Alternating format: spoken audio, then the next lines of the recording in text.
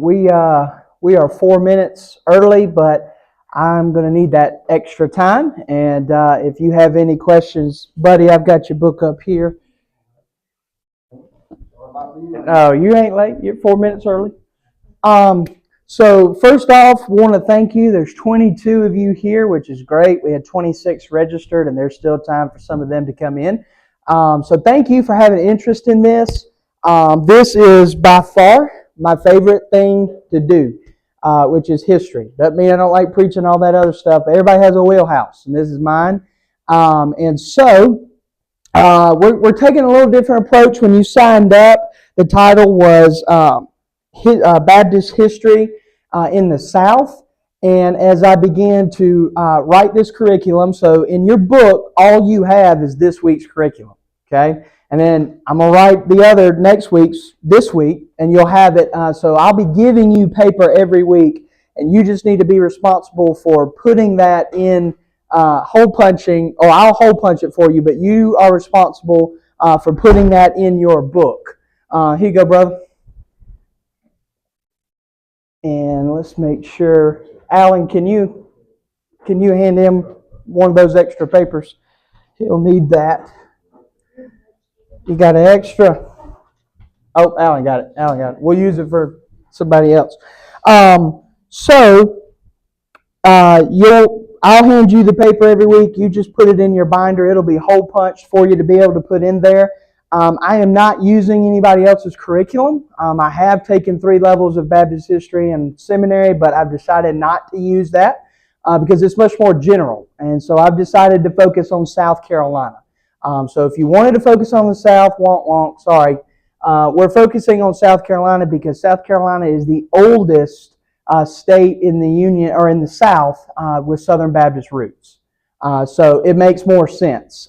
Any Baptist history class that you take, it always starts with South Carolina. So we're going to focus on that. And so in your book today, it says 1638 to 1820. I made the executive decision after these were printed to change that. We are stopping today at 1713. So if you want to make a little mark there, we're going to travel from 1638 to 1713 today. One thing that I do want to say from the beginning, since I am writing my own curriculum, we can stop at any time. In other words, if we don't get very far today, that is okay. We can just pick up next week wherever we leave off today. So my goal is to take us from 1638 to 2023. That is my goal. Keith, I've got yours right here. So that is my goal today. In these 8 weeks, we will not be having class on October the 6th. That'll be the chili cook-off. So we'll take a break. I haven't decided yet, but there is a chance. I will have reading for you, if not every week, most every week, reading for you to take home.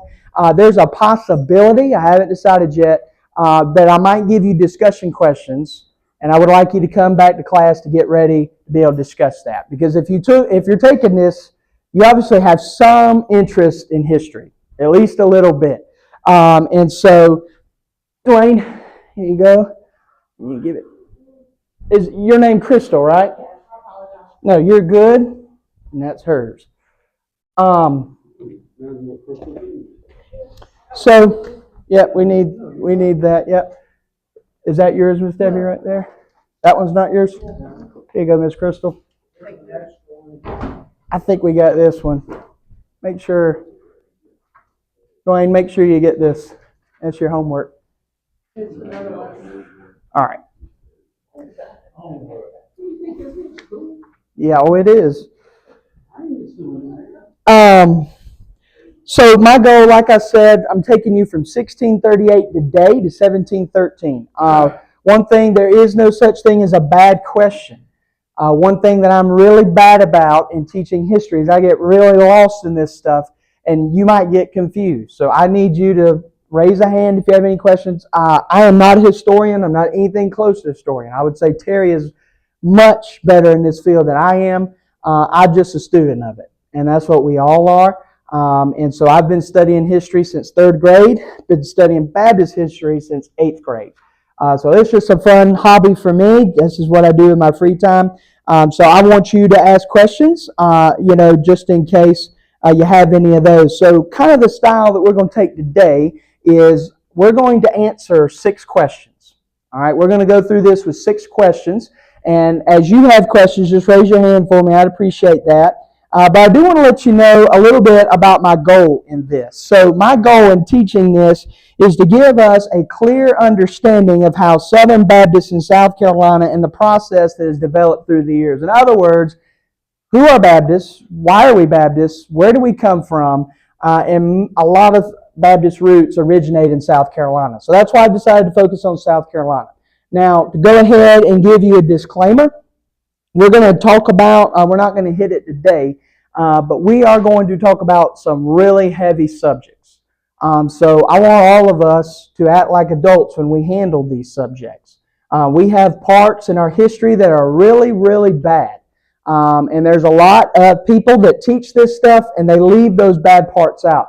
I'm not leaving them out. We're going to discuss how Baptists treated slavery in the South, and specifically in South Carolina. We're going to talk about that. That's one thing Baptists did a really, really bad job with. And so we're going to talk about that. We're going to have real conversations about that and the race relations. So we're going to discuss that, and it'll help you understand a little bit about why churches are the way they are today, because history does have a way of repeating itself, which is why it's really important that we study it. And you'll also find, maybe not as much today, but in the coming weeks, you will find a lot of application to our Christian life today looking at the past. You're going to find a lot of different things that you're like, oh, I've seen that before. So after this week, next week, we're going to focus to 1713 to the Revolution is what we'll focus on next week. And then after that, we'll go from the Revolution to 1821, and then kind of so on and so forth. So we're going to kind of try to hit every major area. There will be weeks that we slow down and focus more on some other things. But today is definitely going to be the most general. We're going to cover the largest time period today. So I want to open it up with the first question that we need to ask ourselves is, where did Baptist in general begin? So where did Baptist in the phrase Baptist begin? So you don't have any fill-in-the-blank notes. I did that on purpose. If you want to make your own handwritten notes, you can do that, but don't have any fill-in-the-blanks or anything like that. So in order to understand how Baptist churches began popping up in South Carolina, we first have to ask, how did Baptists in general find their roots? We have to go back to Europe, okay? Specifically England. So there's a lot of controversy in this question, and there really is not an answer to where Baptists actually began. A lot of people are going to point to the Reformation, but our line of Baptists did not come from the Reformation. Most people are going to say that Southern Baptists, South Carolina Baptists, came from Anabaptists. That is not true. We actually came from the Puritan movement. And so I'm going to discuss that in a second about the Puritans, and we'll get to that. The simple answer, if somebody were to ask you, where did Baptists come from? The really simple Sunday school answer is we came from John the Baptist. Okay, that's kind of true, but in our context, it's also not true. It is true that that's where we got our Baptist name, because Baptists believe in baptism by immersion. So in the early 1st and 2nd centuries, for some reason, the New Testament church stopped practicing baptism by immersion and began baptizing infants. And so that occurred for a very long time, and then the Reformation comes along, and then baptism by immersion resurfaces itself. I'm not saying that Baptists are perfect. We have missed the mark on a lot of theological concepts. One that we have not missed the mark on has been baptism by immersion. That is something we have done really well with since the beginning, and so that's a little bit about that. So the better question to ask ourselves this afternoon is, were Baptists born, or were they born from the Anabaptist movement that came out of the Reformation, or were they born in a different time period and era? All right, so, many Baptist history scholars, and I agree with them, is that we found ourselves in the Puritan cause. If you've ever heard of the Puritans, they were some of the first ones to come over. In fact, the ones who came over on the Mayflower were Puritans. If you've ever wondered what one looks like, they kind of look like this. Okay, they've got the proper clothes and things of that nature. And so the Puritan movement began in late 16th century, early 17th century, and they came out of the Reformation. And the reason they're called Puritans is because they sought to have a pure church with the ideals of the Reformation from Martin Luther. So the Puritans were like, okay, Catholics, we don't want to be a part of y'all anymore because you guys are doing things by the law. We want to do things by grace. And so the Puritans kind of came from that movement, but the Puritans, it's very interesting in history. When a group leaves another group, they often still look like the group that they left. And the Puritans had a really bad issue with prioritizing works for salvation and not grace. So that's kind of what the Puritans did. So Baptist scholars that argue that Baptists came out of Puritan cause, I believe that's true. They jumped off the momentum of that. There are a few different details. Now, we could discuss all afternoon about how Baptists formed in Europe. Here's the thing. Baptists didn't really exist in Europe. I do understand if you track my lineage, I come from Ireland and Scotland. They were a form of Baptist, but they weren't the form of Baptist that we are today. So I decided to kind of leave Europe to itself. We can get really bogged down in that and focus more on America because many of the first settlers in the colonies in America were from Europe. So that's where things really started to change when they relocated. Now, I want to ask you this question. You guys know this. Why did people leave Europe and come to America? Religious freedom. And that is not what happened when they came. When they came, the Puritans and other religions and denominations came over here. And then once they get over here, the provinces, which we know as colonies, start coming into existence. And they had to ask the governor, who is in England, so they have to mail a letter, and ask him, can we practice this religion? If they said no, they could not do it. And so that does not get discussed a lot, but that's where a lot of issues came up with early Baptists, is that they were not always welcome. Now, that's why they came south, and we'll get to that in a second. Second question we need to answer this afternoon. Any questions on question 1? Question 2, where did Baptist origins in America begin? Comparatively speaking, we can track this a whole lot better than we can in Europe.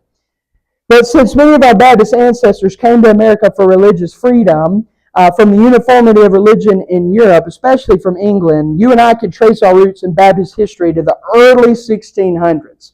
And so there is one man that we can trace our roots to primarily, and that is, I have way too many slides, Roger Williams. So Roger Williams is the first Baptist and also the very first ex-evangelical.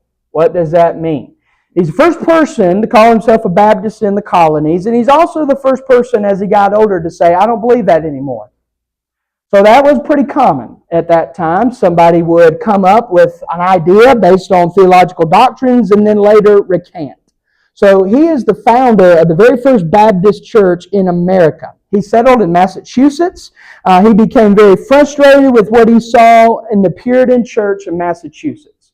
So one reason that Roger Williams, who was first a Puritan, one reason that he became a Baptist is because of one lady.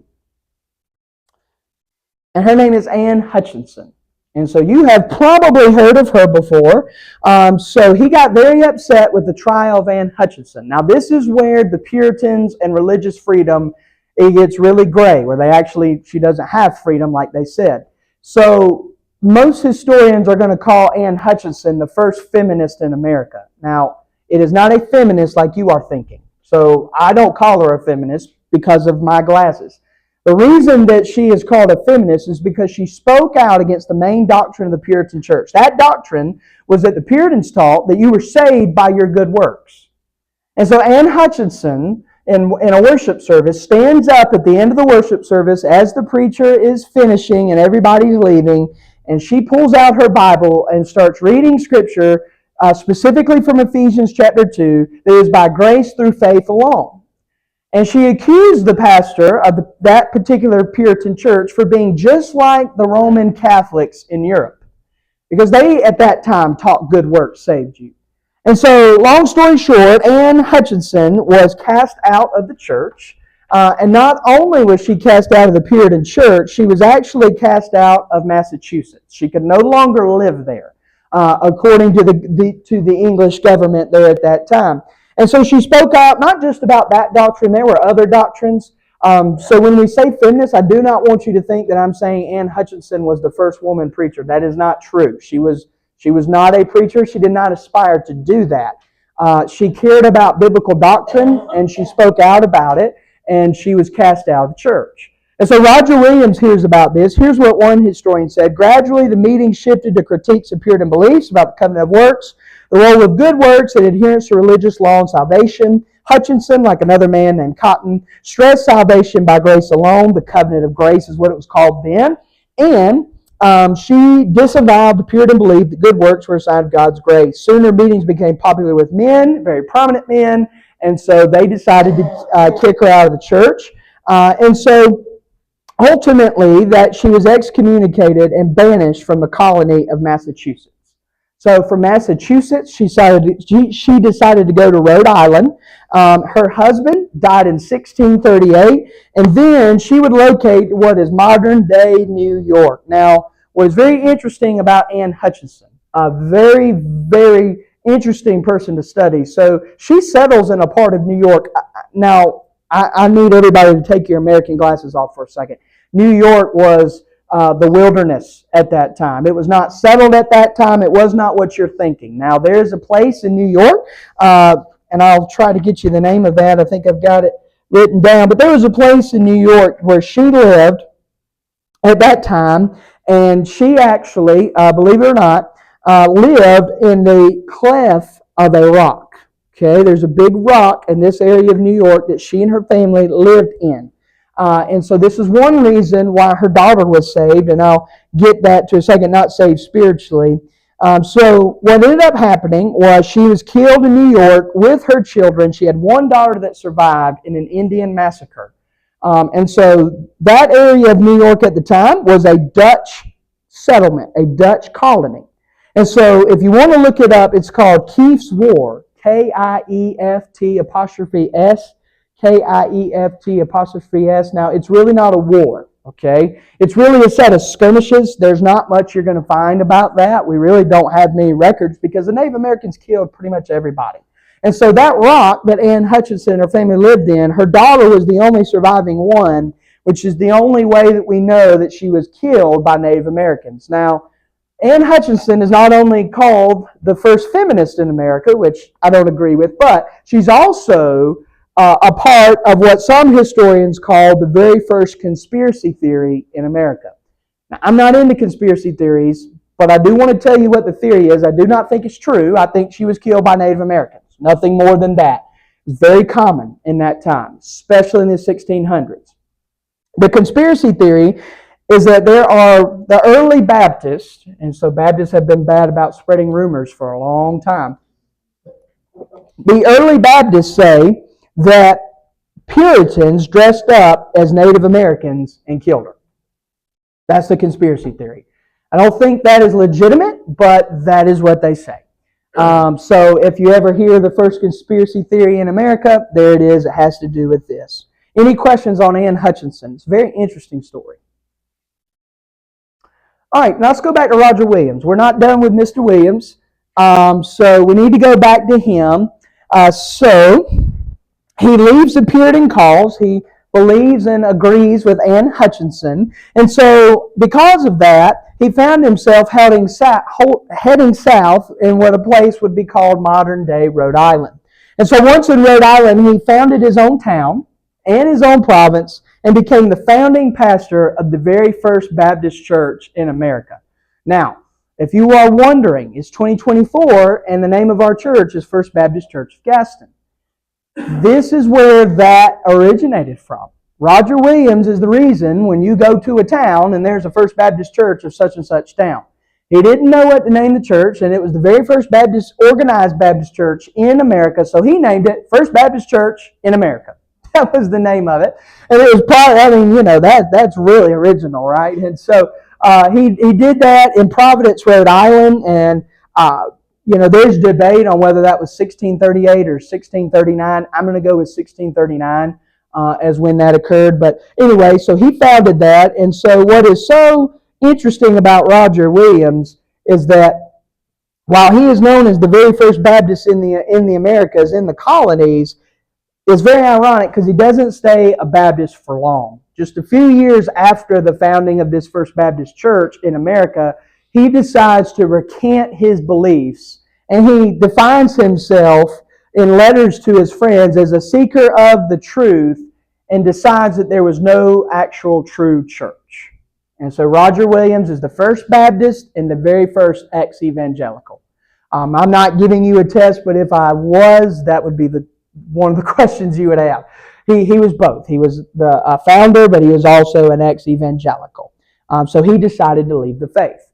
And that is a common thing that you're going to find in the colonies, because in the early colonies, there were absolutely huge pressures to being a Christian, but not necessarily being a Christian to your denomination. Denominations were really a point of contention at that time. Any questions on question 2? Had anybody heard of Ann Hutchison before? Is that a new name to you? You heard of her, Terry? No? Okay. All right, let's go to question 3 now. Who came after Roger Williams? So if Roger Williams becomes an ex-evangelical, what happened to the Baptists? Right? Don't you think they would all run away? The good thing is those early Baptists did not solely follow Williams. They followed the doctrinal beliefs that he came up with, essentially. He didn't come up with them, but pulled them from the Bible. So they stuck with that. And so some of the Baptists come to America from a boat, obviously from England and Europe. Now I want you to know that when these people are coming from Europe, they are not coming as Baptists, okay? They're not on the boat with their name tag that says Baptist. What I would call them is they're not Puritans, they're not Anglicans. They don't really know what they are, but they know they're not the Roman Catholic Church. And so they come over here and they're very interested in what's going on. And so it is very important to point out, and I don't mean this in a degrading way, the Baptists, until the last 150 years, have never been the majority. In early America now, I understand Southern Baptists are the largest Protestant denomination in the United States, outside of Catholicism. I get that. But what you also need to understand is that at this time, Baptists were the minority. And so you're going to see this as a theme. Other denominations do not like Baptists. You can even see that in some of your lifetimes. I know my grandmother, she grew up as a Methodist, and she said, not her specifically, her dad was a Methodist pastor, and he looked down upon Baptists. So if you look specifically, and I'm really jumping ahead of myself here, but I want you to understand that Baptists have always been the minority, because in the 1940s, 50s, 60s, even before that, when the mills were so big, usually the managers of the mill, or the people that owned the mill, or the people that had money, went to the Presbyterian church and the Methodist church. And the workers of the mill went to the Baptist church. Most of your Baptist ministers were not educated. Up until the last 100 years, that hasn't been a huge emphasis. It's going to become a huge emphasis, as we're going to find out, but it wasn't in the beginning. And so, we'll get to that. But Baptists were looked down upon. I want you to see that. The majority of religious groups in New England at this time, which are the middle of the 1600s, so if you're tracking, we're in about 1650 right now, were very upset with the rise of Baptists. Baptists did not wear certain clothes like the other denominations. Baptists did not observe communion every Sunday like the rest of the denominations. And so Baptists would be dressed like we are today at that time. Whatever they had on, Baptists were never the wealthy people, if that makes sense. And so there were not many of them in number, because the majority still in 1650 are the Puritans. And so the Puritans tried to stomp out the Baptists. Because obviously today, Puritans don't really exist. And so obviously something had to have happened. What did Puritans do to silence Baptists? What they did was they arrested early Baptists. They physically beat them, assaulted them, and Puritans would go to the homes of known Baptists, and they would literally say, I am going to do X, Y, and Z to you unless you recant and become a Puritan again. And so many of the First Baptists survived through this persecution. There were people, including Roger Williams, also John Clark, who sent letters to the King of England. This was before Roger Williams became the first ex-evangelical. And so he sent letters to the King of England asking the King of England to establish Rhode Island as a colony of true religious freedom. So that shows you right there that religious freedom didn't really exist in the beginning. It would later on, especially in South Carolina. South Carolina set the bar for religious freedom. And we'll talk about that in a minute. But many of the original settlers of Rhode Island rejected the early Baptist movement. And the reason they did, they liked a laissez-faire approach. They were part of the free church movement of that time. And so Baptists have always been confessional. And so a lot of those early ones don't like confessions. At this time, they adhered to the confession statement of 1625 in London, and because they didn't have the Baptist faith and message at that time. We have that now, but they didn't have it then. Fourth question, before we go to the fourth question, any questions about question 3, that section? Am I going too fast? All right. Question 4. And this is where it gets really, really fun. Other than Roger Williams, where else did the rest of the people involved in the Baptist movement in America go? In other words, if Roger Williams is out of the picture, who's leading the Baptist churches? What's going on here? So, unlike Roger Williams, most of the rest of those who were in the Baptist movement decided to leave Rhode Island and go north. And so they went to a place called, They went to a place called Maine. And so the reason that they went to Maine had political reasons, but it was also economic. So what is very interesting about and when I say the first Baptist in America, I'm literally talking about less than 1,000 people. And so most of these early Baptists were shipbuilders by trade. And so they constructed many of the ships. Now, what do you need in order to build ships at this time? Wood. And where does wood come from? Y'all are smart. So they have to go where the trees are. And so Maine, at this time, has a lot of trees. And so many of the Baptists go to Maine and continue their Baptist beliefs. They do not have a pastor at this time. You will see throughout this course, 9 times out of 10, the congregations don't have pastors. That's not a common thing. And you can even look at the history of our church, and there are many times in our church where we didn't have a pastor, but the lay leaders led the church, which we'll get to that as we go along. So, due to the lack of peacefulness, of course, Baptist life became hard in Maine because they did not have a leader. So, there's a man that comes to Maine. He actually goes to Boston first, and his name is William Screven. So, pretty much every Baptist history book is going to talk about William Screven. In the reading that I've given you to take home, it's just 3 pages. It is summarizing what we've talked about today. It is from the very old, very, very old Baptist history book, but it's called Saints of Clay, and it's a really good book, and so I've given you the excerpt there. I do want to let you know, just as a thing, if you wondered, I want you to know that I had people look over this curriculum that I've written. Marshall Blaylock, some of you have heard that name. He's the pastor of First Baptist Charleston. He's been there since 97. He is an accredited historian. He's written 3 to 4 different books. And then also Josh Powell. He's the pastor of First Baptist Taylors. He is also an accredited historian. And so I had both of them read over this material to make sure everything was correct. So who is William Screven? He was born in England. And so we do not know a lot about, I believe he's born in 1629. We do not know hardly anything about him in England. There are some papers that have been recovered from church records in England that describe William Screven as a young man who is gifted by God. And so we know that he was gifted, but he was not Catholic.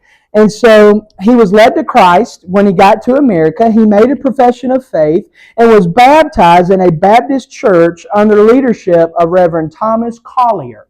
And so Thomas Collier came from the line of Roger Williams. And so Thomas Collier was the pastor of the First Baptist Church of Boston in Massachusetts. And so he accepted Christ at First Baptist Boston. William Screven did. And so, and by the way, Reverend Screven was a shipbuilder, which is one reason why he went to Boston. It was a big port town. And so from 1968 to 1973, Screven is a Baptist in First Baptist Boston. First Baptist Boston ordained him I believe it was in 1673, they ordained him to the ministry. And so he actually started, because he had an apprenticeship in Boston as a shipbuilder, and he decided to go north to the colony of Maine. And so with permission, now here's the thing about early Baptists, they had to have permission for everything. Baptists up until 1870s, 1880s, Baptists have always been very legalistic. Not as much anymore, but a long time ago it was extremely legalistic. So when you joined the church in the 16 and 1700s, you could not literally move your family geographically without permission from the church. So the churches lived together. They didn't live in a church, but they lived in a community, and everything that they did was centered around one another and their belief in the church. So he goes to Kittery, Maine, and so First Baptist Church of Boston sends Screven to Kittery, Maine to plant a church. And so in 1673, he goes to Kittery, Maine. And so at that time, Kittery was known as one of the only places in the northeast of the colonies where you could actually have true religious freedom. And so why is that? Because nobody was in Maine except Native Americans. And so one reason that England wanted, it's the same reason that the English wanted people to go live in Georgia. Okay? Maine, there was a huge threat of Native Americans. And so they had to have somebody there to be a buffer. Same thing with Georgia. Bond servants were sent from England to Georgia so that South Carolina, the rice province of the colonies, tobacco province of the colonies, couldn't be touched because there were a lot of Native Americans in Florida who would constantly attack the settlers in Georgia. And so Maine and Georgia were both England's, if somebody was in debt in England, they went to live in Georgia or they went to live in Maine. And it was a really, really rough life. And so this is very interesting considering that most of these people crossed the ocean for religious freedom, but now they are exiled to Maine. I just find that interesting. In 1673, Screven found himself in Kittery, Maine, and so he begins a shipbuilding industry, which most of the members in his church are going to be employed at. So that is a very interesting thing as well. Most of your early churches, not only did they go to church together, they worked together, most of them. In the South, that's going to be farming most of the time, but there it was shipbuilding. And so the First Baptist Church in Boston ordained, baptized him into ministry. Excuse me, I said 1673 earlier. It was 1681. So he did join First Baptist Boston. One thing about Screven, and this is where it gets really interesting about Screven, is we don't have a lot of records of his early years. He moves to Kittery, Maine in 1673, but he's constantly going back and forth between Maine and Boston. And so First Baptist Boston ordains him in 1981, and so Screven finally plants a church and this is First Baptist Boston, what it looks like today. Very liberal, but we won't go there. They are not a part of the SBC. They're a part of the American Baptist Convention. There are 15 Baptist conventions or denominations in America today, and we'll get to a little bit of that. So Screven's Baptist Church plan in Kittery, Maine, it actually, believe it or not, although he had lived in Maine for 9 years at this time, it did not go well. He had a lot of issues in Maine. And so, months after planting the church, people that live in Kittery, Maine, send a letter to First Baptist Church of Boston. So, First Baptist Church of Boston is responsible for Kittery's church planting. And so, they send a letter to First Baptist Boston by accusing Screven of blasphemy. And what they get, the residents of Maine, Kittery, Maine, get upset with William Screven because William Screven rejects the idea of infant baptism. And so this is very interesting, but this is the main problem that early Baptists are going to face. Baptists from the beginning have rejected infant baptism. The Puritans, every other mainstream denomination at that time, as soon as you have a baby, they baptize them. And they believe that that baby is saved. So Screven says, no, that's not true. So they suspend his ministerial license and ordination First Baptist Boston does, and they launch an investigation.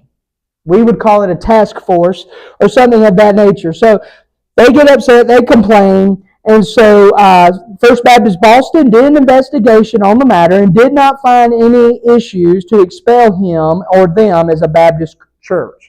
According to the First Baptist Church of Boston records, they were still in agreement. The church plant in Kittery, Maine, was still in agreement with the Second Baptist London Confession, so they allowed them to continue to operate as a Baptist church. If First Baptist Church of Boston would have decided not to, or to suspend him completely and end the church, there would probably not be very many Baptist churches in the South today. Because they're going to end up moving and relocating. In 1796, or let me tell you a little bit about what Screven did. So Screven made a few mistakes. Nobody's perfect. So Screven got involved in politics. And so that was very common in the time, but you got to be really careful if you're a church planner getting involved in politics. So here's what happens with Screven in Maine. So it's very interesting. But what ends up happening is he gets involved in political affairs, and most historians say that he ended up alienating people who would not have tried to get in his way had he not gone out of his way to silence them. What I mean by that is in the political arena in Kittery, Screven was a big name, but he created enemies. And those enemies decided to persecute his church so that Screven himself would no longer stay in Maine. But they don't like Screven. They don't like his political beliefs, and he left England to begin with, so that would make sense. And so he chose to get involved with political affairs, and in 1696, Screven made enough enemies that the community of Kittery, Maine, forced the Baptists to leave. So the Baptists have to leave. Now, here's an interesting concept that is really hard for you and I to understand. When the community of Kittery, Maine comes to the Baptist church, and says, you guys have got to get out of here. Most of us would think, let's just be honest, if somebody came, if Governor McMaster came to me and said, Brady, you got to get out of here, go to Georgia, most of y'all would probably stay here, live here, and go to another Baptist church. Well, at that time, in 1696, if the preacher left, you left. So the entire congregation in Kittery, Maine leaves. And it was considered a large congregation. You know how many people were in the church? 61 members. So 61 people leave Kittery, Maine, and go to Charleston in 1696. And so Screven and his church moved to Charlestown. Now you're going to have to forgive me. I'm going to call it Charleston. At that time it was Charlestown. So just forgive me if I mix the two. But why did Screven and the members of the church move south? It says here it was not because of persecution. It was because of persecution and not because of persecution at the same time. It was a little bit of a mixture of both. Number one, it was because of political trouble. Not necessarily religious persecution, but it was because of the fact that Screven made the wrong people mad and they wanted Screven out. They didn't really care about his Baptist beliefs. They didn't want him in their council meetings and all those different things causing disruptions. Also, the threat of Native Americans. So this is really big. In Maine, in Kittery, Maine at that time, there were a lot of Native American skirmishes. And so obviously people are going to get afraid of that. One thing that you will learn, or you probably already know this, but in the South, relations with the Native Americans were a lot better than it was in the North.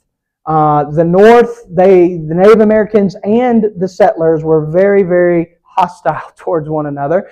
In the South, they get along a little bit better. It doesn't mean we don't have skirmishes as well, but it's not as bad. Our relations with the Native Americans in the South do not get bad until the Creek Indian Wars of the 18-teens after the War of 1812. Our good friend Andrew Jackson made some bad decisions with the Native Americans, and that polluted a lot of the mindsets of the Southern settlers. But until that time, it was pretty hunky-dory. Also, economic stability. So these early Baptists were a part of the shipbuilding industry, and the trees start to go away in Kittery, Maine, and there's not as many trees as there used to be. So when this congregation picks up and moves to Charlestown in 1696, they are also going to Charleston because there are trees in South Carolina, low country, and they want to be able to continue building ships. So they were aware that Charleston had many tall trees that would sustain their line of work. Most historians believe that this church, Screven's church, was invited to Charlestown. Because let's be honest, that's a very random place to move your church. South Carolina at the time was extremely small in 1696. Charlestown was really the only place that had a place, and we weren't South Carolina. We don't become South Carolina until 1712. We are Carolina at this time. So we are North and South Carolina. And so it is believed, we do not have the records, but it is believed that the mayor of Charlestown, I say mayor, whoever the leader was, that England had put in Charlestown, because Charleston is named after King Charles. And so it is believed that this Baptist church in Kittery, Maine, was invited to come to Charleston. Now, this is really big irony that a Baptist congregation was welcomed and invited to Charlestown, a town named after King Charles. And the English didn't like the Baptists, and you're going to see that when we study what happens to Baptist churches during the Revolutionary War. The Tories, loyalists, whatever you want to call them, did not like Baptists, specifically in Clinton. Clinton was a Tory hotbed. I have seen, I preached at a church there one time in Clinton, and the preacher said, "You got a minute?" And I said, "Yeah." He said, "Well, let me take you out back." And there are 7 British soldiers that are buried behind his church. But they're not in the cemetery because that church was a Revolutionary War church and they would not allow the English to be buried in their cemetery. So anyway, so it's very interesting history there. But Charlestown was extremely loyal to the crown. You got to remember that. Charlestown was not a patriot. Okay, in 1776, when the Revolutionary War starts, South Carolina, Charlestown was one of the last states to say, yeah, we're going to fight with the patriot cause because of the loyalist roots in Charlestown. So Charlestown really is an issue as far as that goes. So it's very ironic that the Baptists are invited to come here.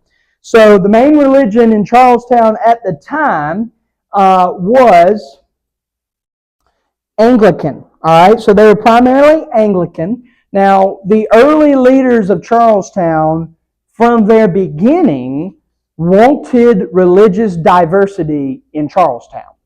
And so what's really interesting about that is Charlestown is the first major city in the United States that allowed for religious diversity.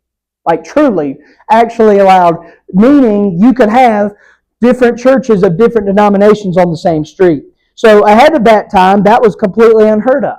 So when Screven and Charlestown comes to Charleston, they find that there's a Lutheran church in Charlestown at the time. There's a Presbyterian church at the time.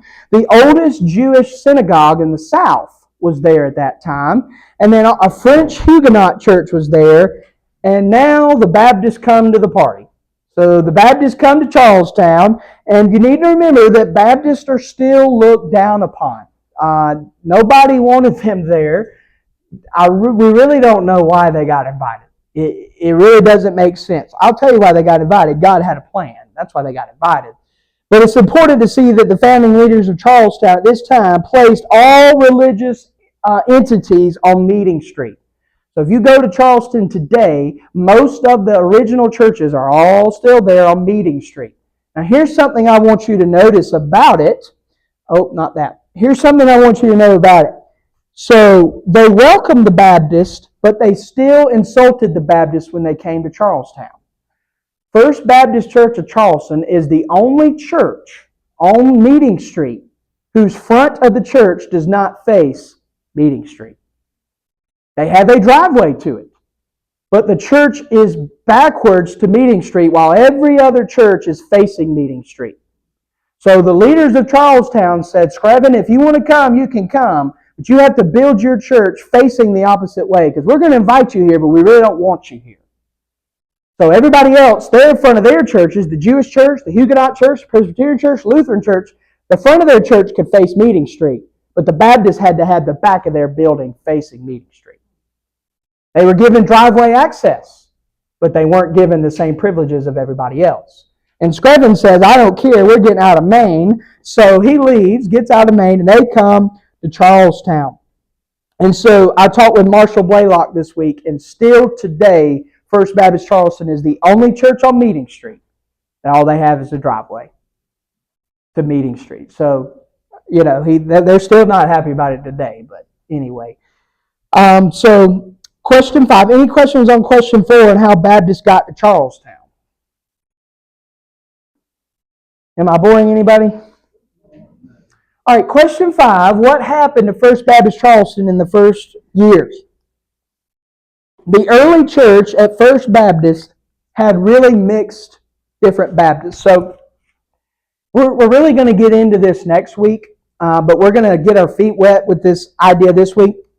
So in the beginning, there were multiple kinds of different Baptists. So in First Baptist Charleston, this really is interesting.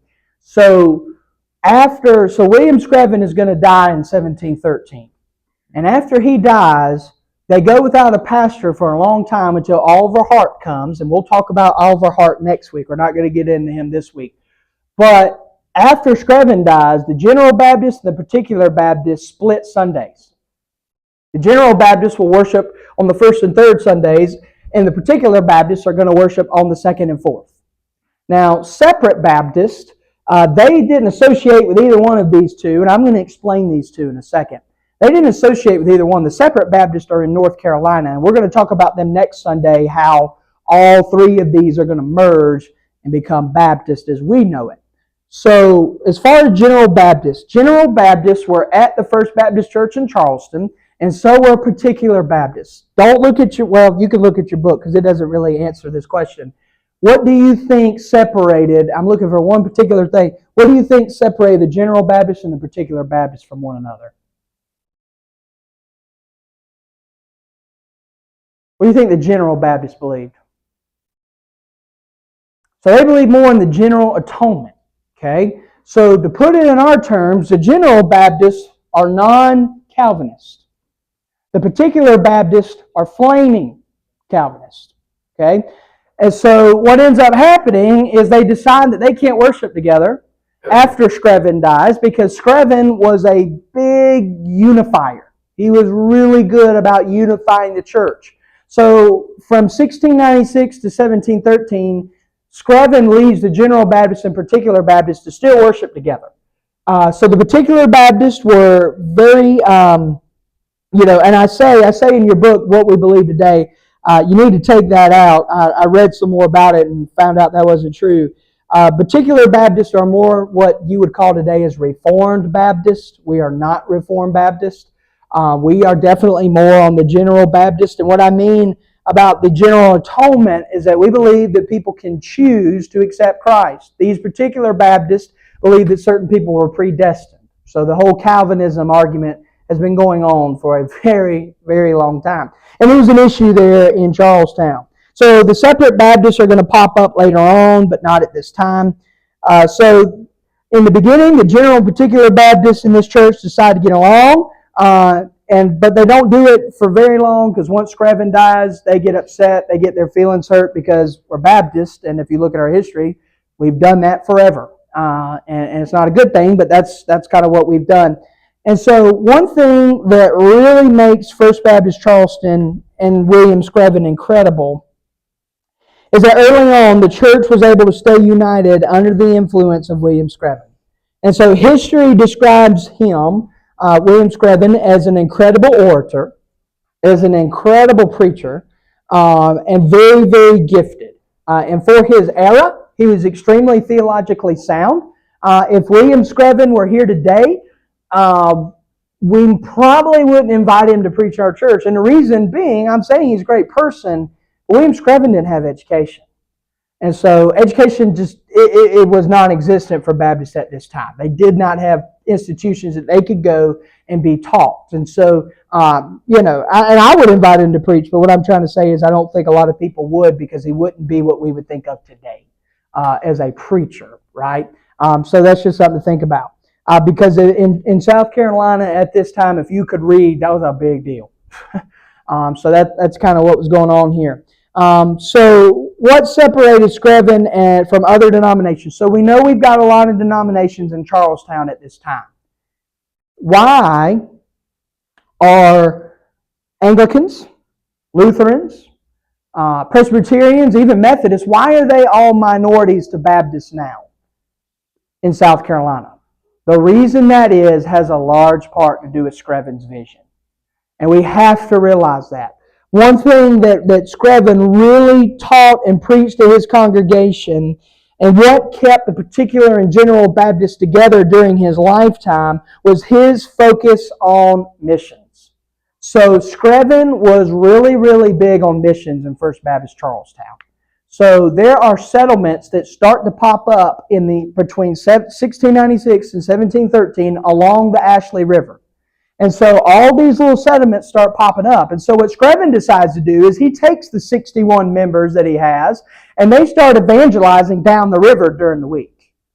And so what ends up happening at First Baptist Charlestown is that if Brother Marion goes with William Screven's going to stay at First Baptist Charlestown on Sunday, but Marion's going to go preach at this new Bush Arbor Church. And so what starts happening is First Baptist Charlestown is responsible for planting churches down the Ashley River. You can see where this goes, right? Down from the Ashley River, then it goes to the PD and the Low Country, and then we're going to get to this next week. We won't this week. But in the mountains of North Carolina, present-day North Carolina, those Baptists start trickling down to the upstate. And what's going to happen is they meet around Sumter in 1740, and now we've got a bunch of Baptists out of nowhere. And so it's a really cool movement that happens, but a lot of it has to do with Screven's mission-minded culture that he created. One reason that Baptist churches spread throughout South Carolina and beyond is because of missions, but also church planting. So he was a really big church planter. And so he planted a lot of churches. His church did, I should say. What differentiated First Baptist Charlestown from every other church on Meeting Street at this time in Charleston is that the Anglicans, the Presbyterians, the Jewish synagogue, all those other churches wanted to be big. And what I mean by that is in 1696, if you had 200 people in your congregation, you were a mega church at that time.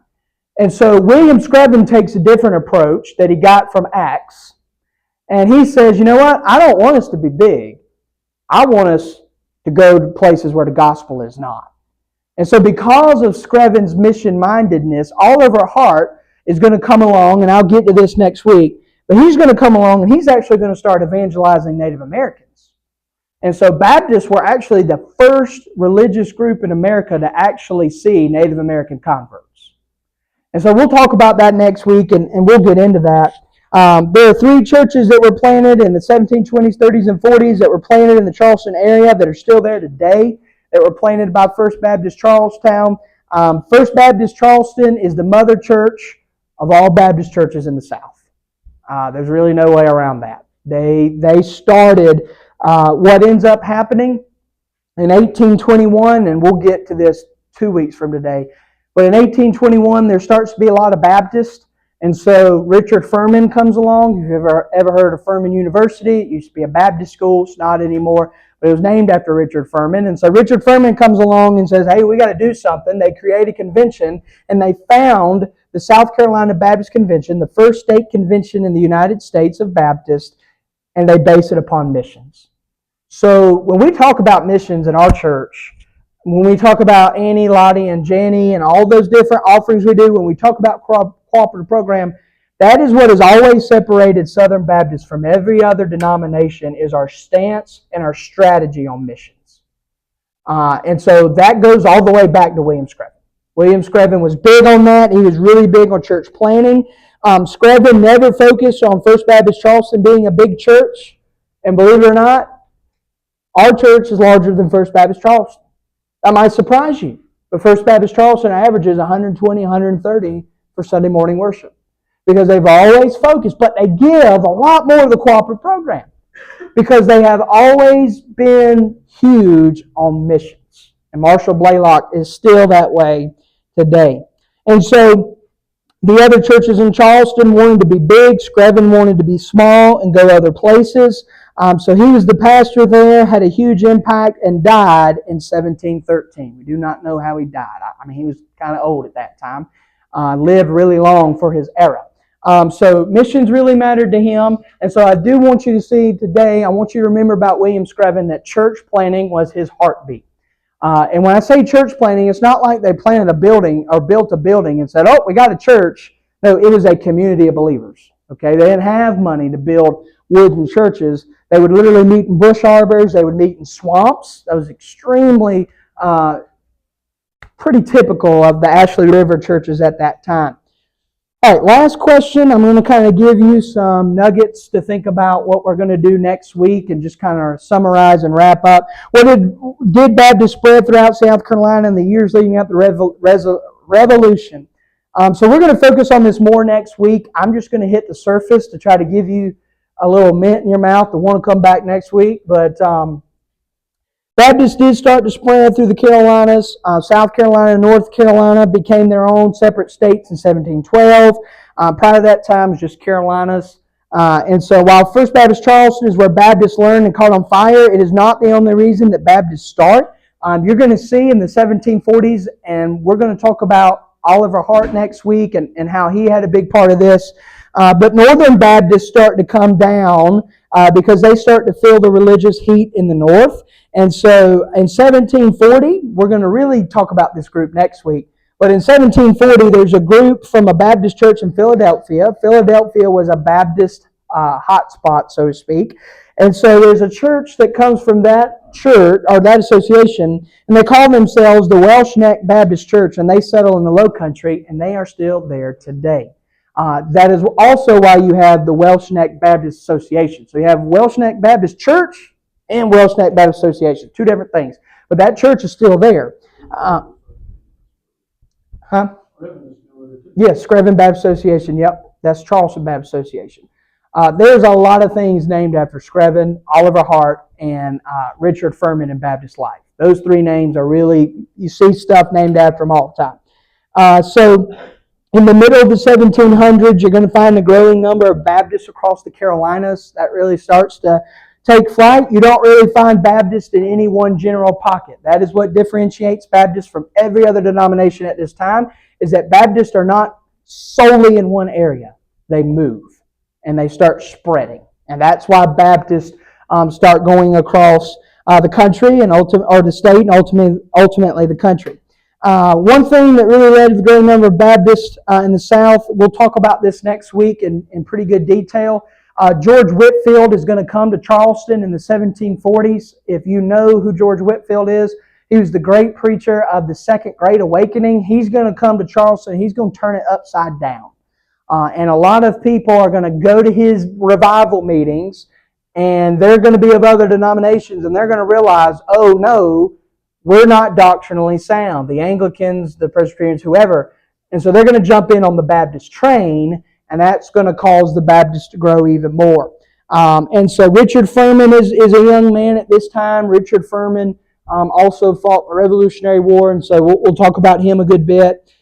So that's kind of where we're going to wrap up today. I'm going to leave you in 1713, and we're going to try to pick up there next week. I do want to let you know the Revolutionary War, as I said, was not kind to Baptists. But what ends up happening because of the Revolutionary War is anytime somebody tells you can't do something, what do? And so the Baptists start to do that. And so the Baptists are targeted by the Loyalists in South Carolina. And so you're going to see that Oliver Hart himself actually escaped a British prison and somehow got out of there because they wanted Oliver Hart dead because he was the Baptist preacher in Charlestown. And so he escaped and then continued to do great things after the war. But we'll talk a good bit about that next week. So we're going to end in 1713. So when you go home, you can tell whoever you go home to that you went through, 62. You went through 83 or 84 years of history today. So any questions or any discussion? No?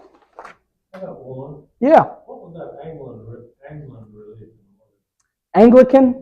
Yeah. It was very similar to what we would know today as Episcopalian, a little bit higher up than Episcopalian. Very, very similar to Catholicism.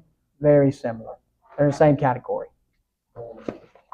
Yeah, extremely formal. Like they've got the robe, the priest wear the little cross hat thing, all that stuff.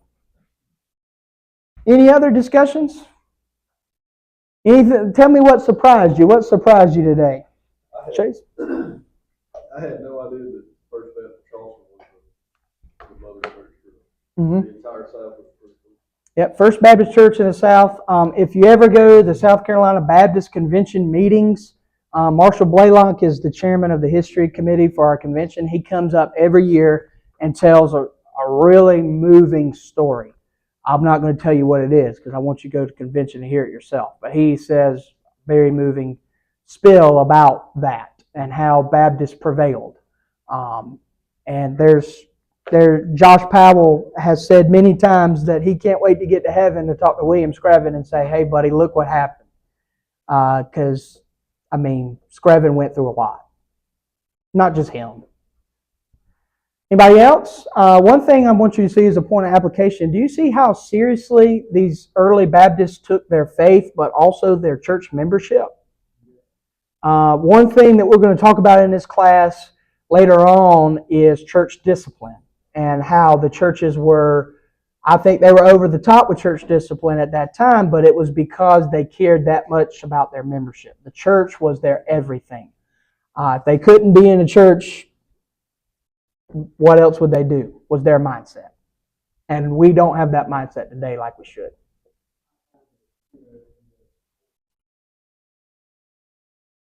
Yep.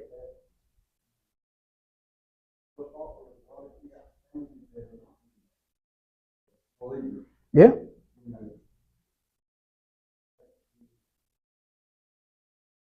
Yeah, and think about how long, we don't know how long it took them. It probably took them a long time to get to Maine to Charlestown.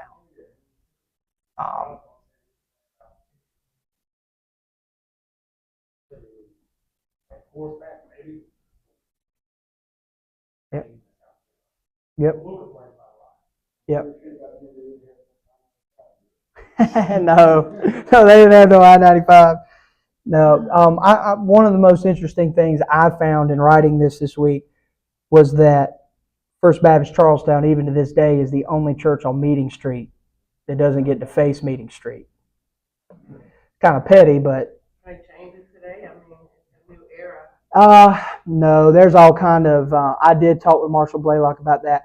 There are all kinds of different city ordinances, and since it's a historical landmark, they're not going to move it. It just stands as is, and they're still reaching people for the gospel today. Yeah. So there you go. It is the largest congregation on Meeting Street. So it is interesting that even though they were pushed against. Lowest number of people there. No, they're the largest congregation on Meeting Street, First Baptist Charlestown. People don't want to go downtown to worship. Correct. They don't live there. Yeah, correct. Most people don't live in downtown Charleston, so they don't really worship there. Most of them live outside and go to other churches in the area. According to Marshall Blaylock, he said there's nothing in the records to indicate they wanted to. They were just happy to be out of Maine, from what the records indicate. They didn't want to be in Maine anymore. So we don't care what you give us. We want to be there. But I think it's looking back on it where we can see that it was petty. The Jewish synagogue sits on Hassel Street. Okay. And about 3 of them burned from the time it was founded. Yeah. And, but they were also persecuted, and that's where the Jews came. Yep. The biggest synagogue, the first synagogue in New York. Okay. And then after that, Charleston became the whole thing. Okay.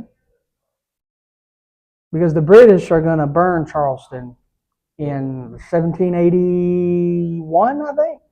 They burned Charleston. So it's very similar to how Columbia was burned in the Civil War. We'll get to both of those I've got a good book, and whenever this will be one of the last lessons, not one of the last, one of the middle lessons we have. We'll talk about how First Baptist Columbia was burned, and we're going to talk a little bit about their struggles. First Baptist Columbia had a lot of struggles, but they're still doing well today. They almost closed down a lot. Yes, sir. Do you recall the three churches that are still there that were started? I do not. I don't recall. I know I read the names. I just didn't write them down. But they all three are still there. And there are still people in First Baptist Charlestown. I asked Marshall this week. There are still people in that congregation that can be traced back to the first group that came from Kittery, Maine. So that would answer your question as why they still go there, I would assume. Because, I mean, to live in downtown Charleston is, to get an apartment is probably extremely expensive. I bet those three churches aren't in downtown Charleston. No, they're not. They're probably on down the river and outside. And you'll be interested to find that Sumter in the 1740s and 50s, Sumter becomes a Baptist hotbed as well. So, interesting. All right.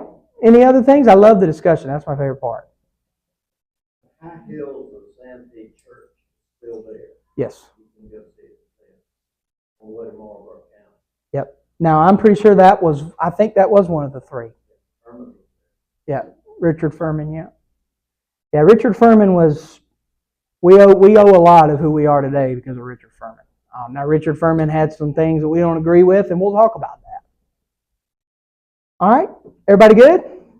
All right, let me pray for us, and I'll let you go. And hopefully you'll come back next week if I didn't bore you too bad today. Heavenly Father, we thank you and praise you, Lord, that we can study Baptist history. Lord, it's such a beautiful thing that we can look at what those did who came before us to learn how we can do things now. And Lord, as we talked about today with Screven's love for missions, Lord, may we be encouraged as a church and as individuals to continue to be mission-minded today. And Lord, I thank you for every person that took this class and just for an opportunity to be able to study history with those that are interested about it. In Jesus' name, amen. Amen.